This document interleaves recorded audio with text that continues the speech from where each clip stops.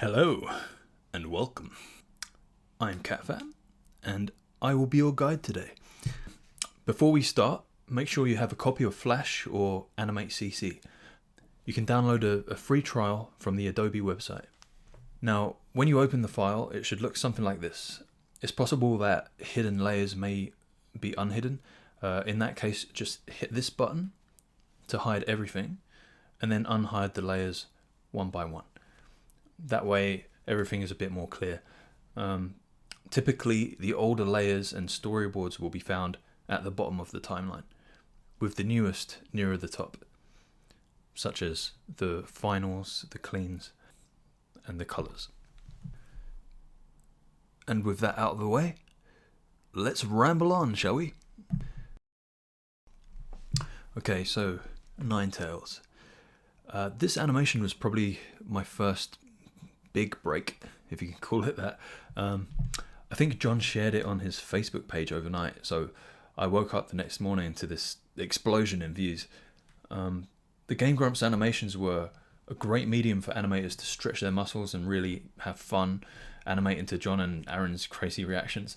You didn't need to worry about the audio, and the audio clips already provided the structure and narrative beats for the animation, so you could really just focus on embellishing their voices and the scenarios that the audio described. Great fun to work on, and the Grumps, I think, helped launch many animators' careers, including mine, an entire generation in fact, so much kudos to them. Legends. So if you dig around in the file here, I think you'll see that I used a lot of blues and reds for the rough animation. I think this is one of the first times I really started doing that as routine. Doesn't have to be red or blue. In later animations I've been using yellow, just anything that's high contrast enough that the rough animation you're working on is really clear and just doesn't get lost. Because oftentimes when you're drafting things, you have a lot of rough layers and different ideas, so that high contrast color allows you to really focus on what you're working on in the moment, while still being able to keep some of those roughs underneath to help guide you. You'll find that some of these effects, such as this, don't work, and that's because they are movie clips, which I don't know if it's fixed now in newer versions, but certainly back then it didn't allow you to play back the frames if you had some sort of glow or blur on it. So that's not a glitch. That's it would render once you exported the SWF file. Look, you can see his little legs. It's a little Easter egg because you can't see that in the full video.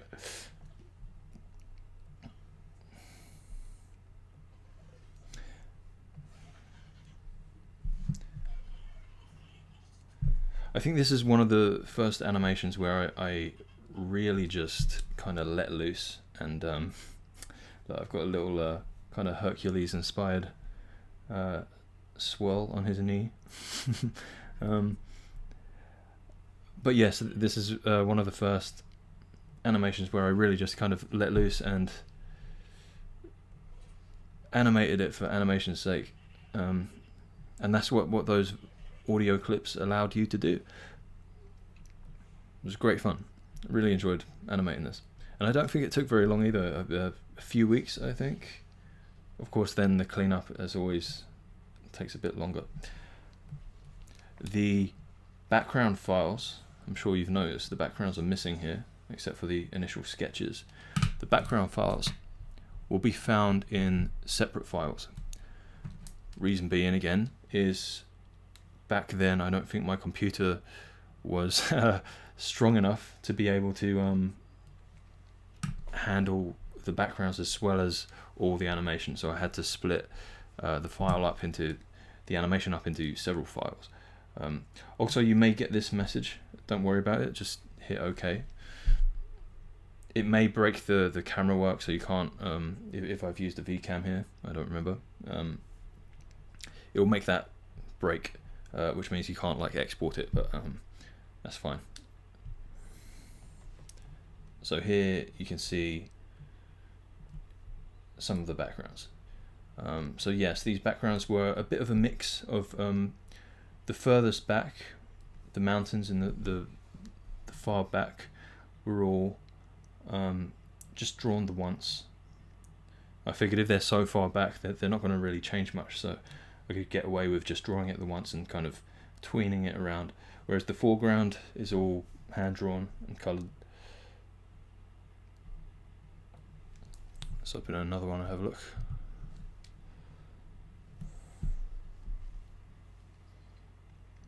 Okay, again.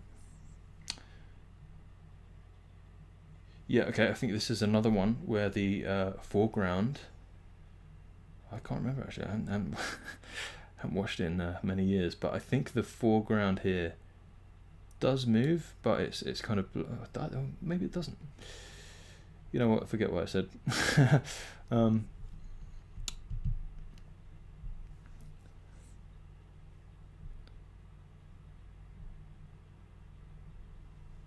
that opening?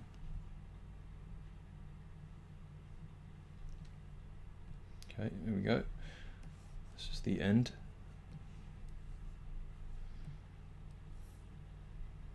Yeah, so here I think the background is supposed to be moving, but again, because they're movie clips, because I applied, I think, a blur to it.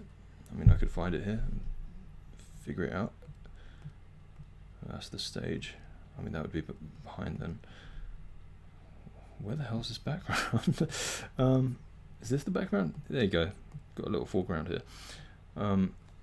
So yeah, in this window you can see what effects, if any, I've put on there. So I've don't seem to have any. What the fuck? Style effect. Strange. This one's a movie clip, but you can go inside it. See, that's how it's supposed to move. But because it's a movie clip, it won't play it in the main timeline. This does look like it's got a blur, doesn't it? But I don't see. Oh no.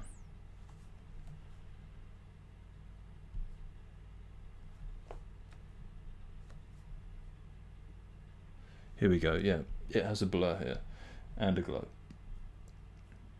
So that's the reason that I had it as a movie clip.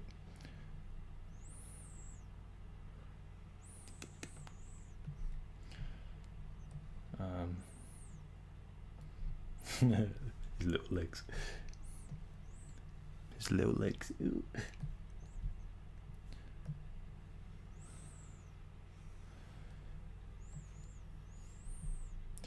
And yeah, I mean that should do, I think.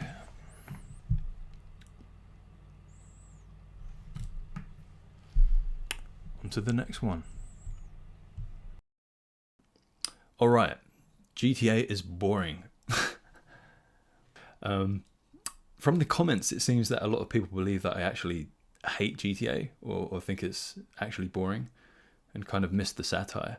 I think for those people, the point was more so that there were and are so many open world games now where you can drive around shooting and killing people, that those kind of games have all become a bit homogenous and boring because of that. And so I found that it's the unique or seemingly mundane things that make them stand apart or feel more immersive or engaging or entertaining. You can see here that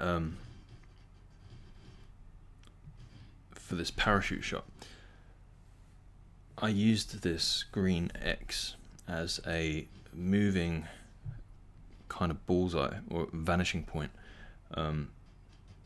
in order to kind of track the movement of the environment relative to the changing perspective of the camera.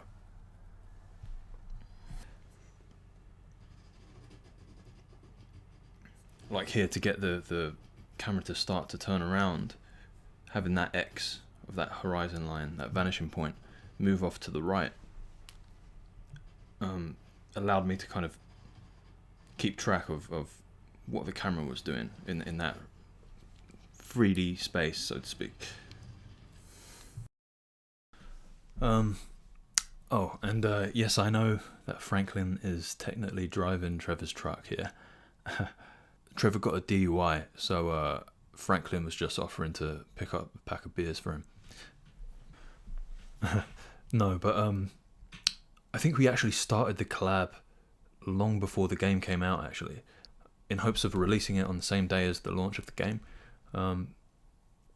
So we didn't know that the truck was exclusive to Trevor at the time. Here's a fun bit of trivia for you. Originally, I was actually going to be the one to animate Trevor's part. That driving sequence is actually a remnant of that. But then Okroyd insisted on animating Trevor themselves, as their part was more tailored for the character. And it's true, it definitely wouldn't have worked as well had it been with one of the other two characters. Whereas my idea was pretty general and could be done with any of the three characters, really. Had I animated Trevor, it likely would have been pretty similar to this, just with some minor changes or a slightly different scene here and there. Come to think of it, I did also have an idea for a sequel that I was going to release once all the parts were out, and hopefully in time for the GTA Online launch, which obviously never worked out. And that was going to be with all three of the characters meeting up online. So, like a direct continuation from the ending of Michael's part by Doodle. And basically, it would just be a rehash of my part, but online instead. Like a GTA Online is boring, where they look down from atop a hill that they spawned on at all the random people shooting each other and blowing shit up, basically doing what they do in their everyday lives anyway. And so they're bemused by it all, but then they see a high-rise apartment in the distance, and it kind of culminates in the three of them screaming "yeah" in the shower together or something like that. I mean, that idea maybe doesn't sound like too funny, but I think it would have been similar to the process that I had with GTA It's Boring, where it was one of those animations that were hard to articulate. Like if you just describe it, it doesn't really work. It's one of those ideas that just need time to form visually, so it takes a lot of confidence and trust in the process to see it through to the end, not knowing for sure if it's actually gonna work out. Exorbio. Oh yeah. I think I only ever saw one guy get that reference in the comments. It is actually a in-universe console. I didn't want to pick a side during the console wars of yesteryear, so I checked if there was any kind of like in-universe console, and I found that the Exorbio is mentioned in one of the radio channels in, I think, maybe GTA San Andreas. It was clearly like a parody of the Xbox 360. But to kind of appease both, I kind of based the design on both the Xbox 360 and the PS3. That's one of the things I actually really love to do with my animations, especially when you have so much time to think when you're making them. I like to include as many Easter eggs as possible. I love it. I love Easter eggs. And here you can find the really early boards and some rough animation takes that didn't work. What is this?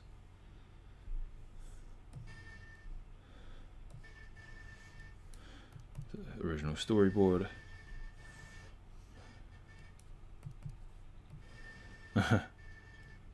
Very, very rough sketches of the initial ideas. Because sometimes you don't want to spend too long on a drawing. You just want to feel out whether that idea, and in this case, this transition, would actually work out.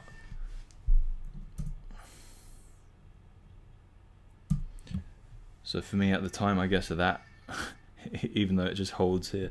That was enough for me to tell, like, okay, yeah, that idea is probably going to work. And so then I'll go over it again, slightly more detailed, maybe add a few more frames. See, get that rotation in there. That's an idea I scrapped. He was going to come into the camera and transition into the water. Whoops. Oh, I hate when I do that.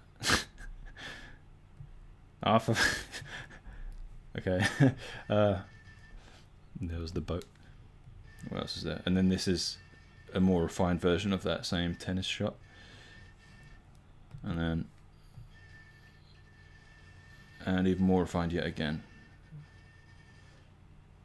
Kind of smoothed out the motion of his face here, using the cross for the center of his face and his eyes without having to draw it. It's a nice shorthand.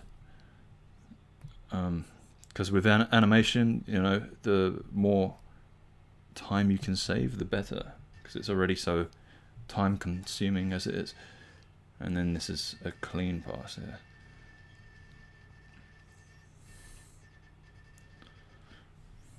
All right. Now these are the finished files, because again, my computer couldn't handle me doing this all in the one master file. So it's all finished off separately and then recompiled in Swivel. So you can see there's lots of drawings off frame that obviously I didn't bother coloring because it was never going to be in frame. I painted all these clouds and the backgrounds in Photoshop, I think, and then imported them back into here separately and just tried to tween and skew them, whatever I could, to kind of create that illusion of depth. This was a busy scene. So here I think I just ended up like kind of drawing over these cars, essentially painting within Flash itself to create this destruction. I think I may have created like layers of transparent shading.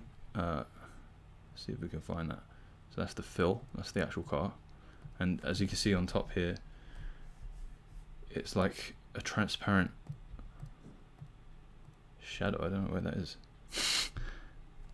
Flashes. Here we go. So okay. So the way I actually went about doing this is I created just a rectangle with the rectangle tool. In fact, with the gradient, by the looks of it, it's all transparent. So it's about 59% alpha on the darkest area and 30 on the lowest, on the lightest, sorry. And then it looks like what I did is essentially with the eraser tool, erased out all the areas without shadow. And that, I believe, is frame by frame. Yeah.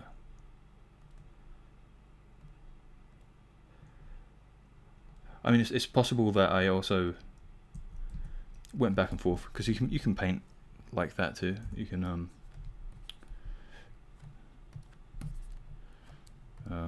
let me see here. You know, you could turn this black, turn that down to 35 or something, and start to, you know, shade in some extra shadows here and there, like that. Another movie clip. And a disappointed Franklin. Poor Franklin. Now this shot, I quite liked how this shot turned out. This was basically me trying to save as much time as possible by working smart, not hard.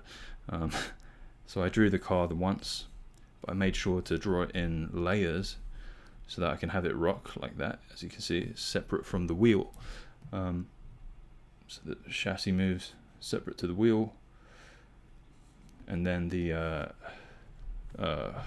what's it called, side mirror is also separate, so that I'm able to kind of frame by frame redraw it, destroyed. And you could probably go into that.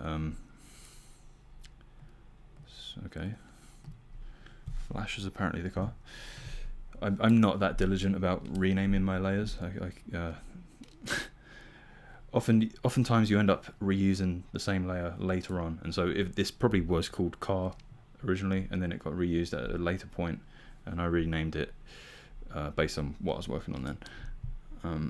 So here's the car, debris, that's the bullets, some smoke, mirror, yeah, see, it's just separate. There's the body, and that's everything without.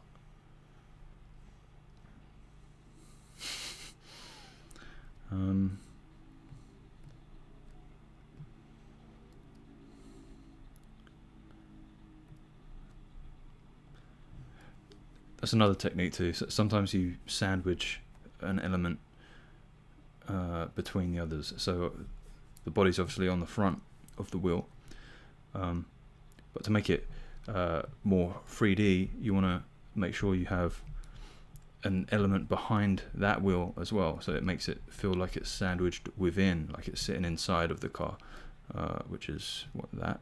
There you go. Because without it, it doesn't look very good, does it? Oh, and then the minigun, yeah. So I had to study this minigun. I think by that point the game had already come out. I was working on this for quite a few months, by which point the game was out, and at least thanks to that we were able to gather some references of, I'm pretty sure I have a picture of Franklin with a gun here, from the game. Do I not? Maybe not. I thought I did. Well, maybe not. Looks like I don't. Well, I think I did. But anyway, so it was very difficult drawing this, trying to work out how it's constructed, because I've never seen a minigun in real life. And then I believe I just kind of created it in, yeah, multiple layers. This wasn't really frame by frame per se. It was kind of a construction of symbols. So you got the base separate there, whoops, and his hand on top. And here you go, minigun. If I go into that minigun, there's a lot of tweens, see? I sketched it out, but so those are the keys. That's the path I wanted it to take, and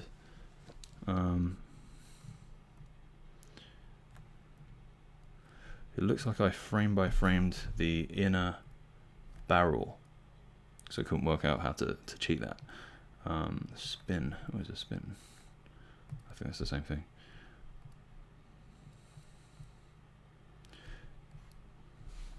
Yeah, and then as you can see, this is just a symbol that's rotating. Then under it you have another, I don't even know what that is. What is this? That's the plate, that's the base. So it was a bit of a mix of some frame by frame, but also just you know, constructed of lots of little symbols. And that creates a nice consistent camera movement, or object movement.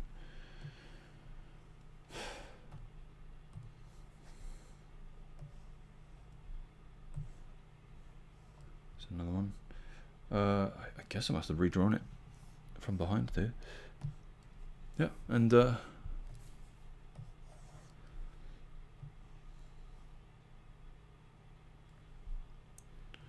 think that will do. As I was saying earlier, that parachute shot, these backgrounds were all drawn frame by frame as well. I think I was experimenting with trying to do just static images and tween them around, but because of the way it kind of goes around, to get the sense of him really flying through the valley and at quite a pace and going quite far, I just couldn't get it to work. By the alternative was to maybe zoom into like a really large painting, but it just wasn't very dynamic, didn't look very good. So I ended up just kind of drawing it over and over. Let's have a look at it. Just hide everything. Oh, we don't need the sky. Let's see, mountains. There's clouds. Sea. Okay, and then here's the mountain.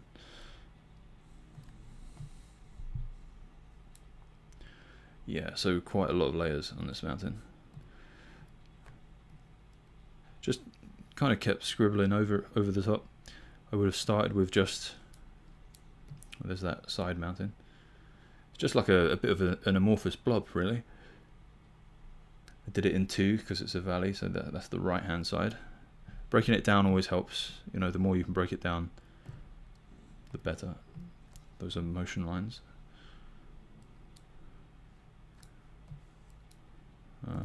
What's this? Here you go. So that's all it really was at first. You've got the main structure of the mountain, and then just a simple gradient with a road drawn through the middle. That's extra detail.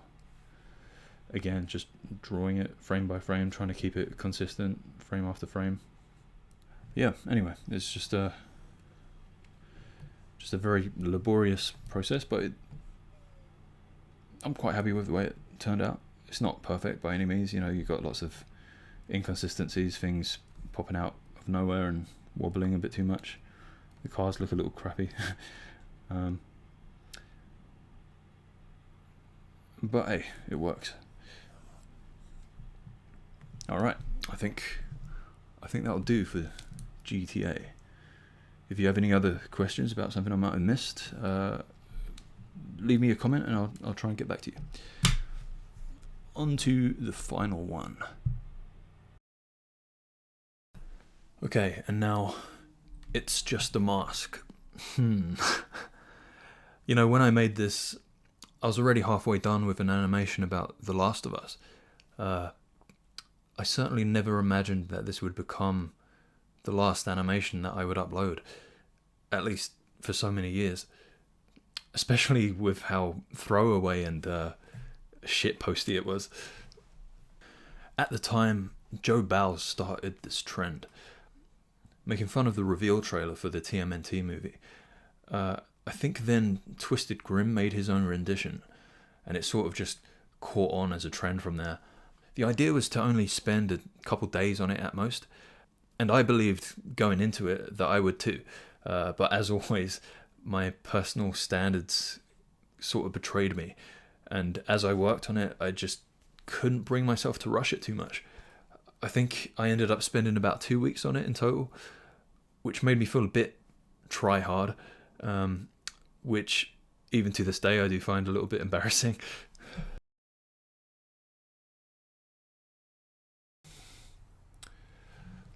Also, I do also regret making this end card, only because YouTube so often change their features. It no longer links to the playlist and is just now like an awkward eyesore at the end of the video. So since then I've kind of foregone pandering to YouTube's capricious formats. Anyway, and then unfortunately from then on, I think my standards continued to get out of hand in terms of what I expected of myself compared to what I was realistically able to achieve in a reasonable time frame. And so with that, my self-esteem began to rapidly plummet. Since this animation, I think I really began to struggle and even dislike the process altogether. I was just unable to separate the art from the work, I suppose. And eventually, I just sort of had to quit and, at least for a few years, try something else, try something different. I mean, I'd been doing animation professionally since essentially straight out of school. I think I was 16 when I got my first animation job. And so, yeah, I took it as an opportunity to see what else is out there, explore other interests, and with the hope that the passion for art and animation would eventually return to me, which I'm happy to say it did. And speaking of art, the character design of April here is a little bit ugly, isn't it? I think at the time I was not so sure what identified my style, and certainly for a short while I became convinced that it was these big bug eyes, that kind of look that set me apart. And so I kind of forced that in here, which to be honest wasn't the greatest aesthetic decision. At least I did add a bit of the whites of the eyes this time. Originally it wasn't going to be that at all. It was just going to be like these buggy, blobby eyes. It's a bit of a caricature. I used to be obsessed with caricatures as a teenager, especially the caricatures of Joe Bloom. Absolutely loved that guy's art. I remember I would practice caricatures almost every day, I think for about a year straight. And I was convinced that caricatures were what I wanted to do for a living. Allured by the idea that I could set up on any street corner earning a day's wage with just a few drawings, and using that to travel around the world. I always had a very romantic view of the wayfaring artist. However, in the end, I think I was always a bit too shy to be able to draw in public. Even to this day, I get a sort of stage fright drawing in front of other people. I always feel bad that in the past, the few meetups or conventions that I've gone to where people might have asked me to draw something for them, I've had to turn them down, or else turned out like a horrible, nervous scribble. It's definitely something I need to work on, and I definitely want to work on.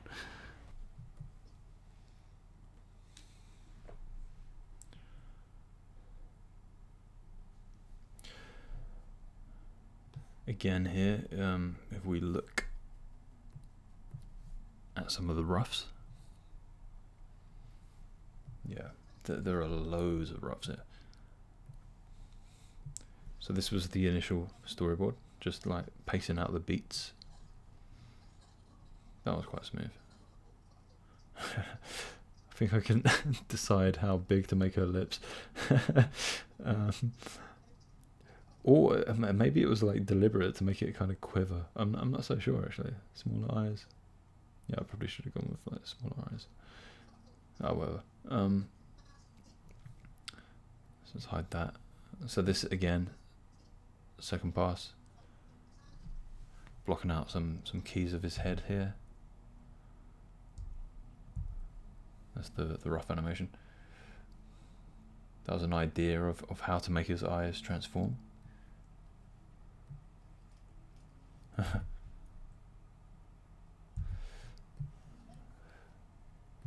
I'd never really drawn a frog before. I wasn't. They do have quite iconic kind of irises, don't they? These kind of bit like a sheep's. And of course, this design had like just pure white eyes. So I was struggling to figure out how how to get that to transition. So this is another part. Now I've added the arms and a bit of the body. So obviously like some scraps here. Sometimes what I do is these frames might have come from above, and if I don't want them there, I'll just put them back. If I don't want them there but I want to preserve them, I'll put them back onto like a lower frame that's already become a scrap.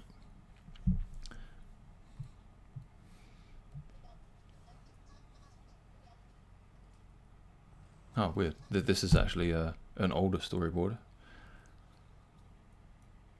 So it's just the keys exploring the idea. Whoops, gone too far. Where am I? So it's exploring the idea of each key pose there. Okay, and now this should have been after the last one, where I added the arms and stuff. So now I'm adding in the torso. This is chest here. Got a bit of his shell in there too. So now it's really starting to come together. Yeah. Using simple shapes here. I know he's got a little shell on his back, so that's like a key, a main object to sketch out, and then just using simple circles for his hands and kind of just like lines, just describing the most basic shapes, focusing on the motion. Okay, and then this is a slightly more detailed one. So the reason this is blue is so that I was able to draw on top of the previous layer and see what I'm doing. Yeah, see what I mean? You can see the difference you're making. That's what I mean about those contrasting colors. It can be very useful.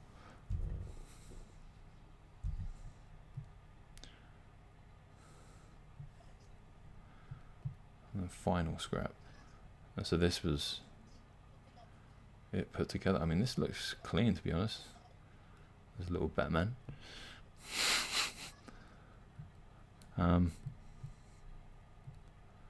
This background. Don't know why that was so clean, actually.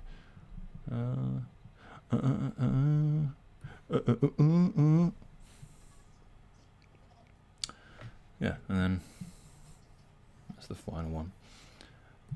I went over and hand drew the shading. I thought it just did not look right without it, because it had a kind of film noir vibe about it, didn't it? So you need that kind of high contrast of the shadows and the light and the dark. So it took quite a long time. It probably delayed it by about at least a few days, if not a week, just to add the shadows. But yeah, I think they add a lot. It was worth it. Yeah. And I'll leave it there, I think. Or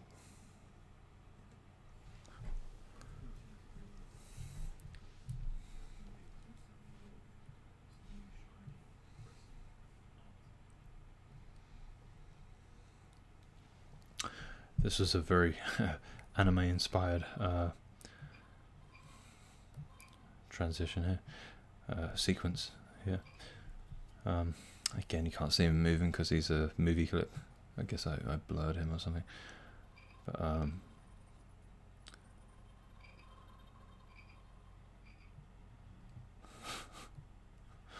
But you know what? I don't think anyone ever noticed, but there's a little jumping shark in the background there, because there's a little Easter egg again, because I thought I kind of jumped the shark with this idea.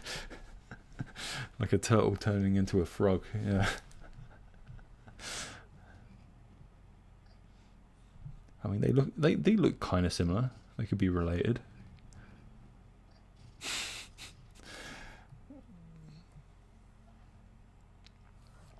Yeah.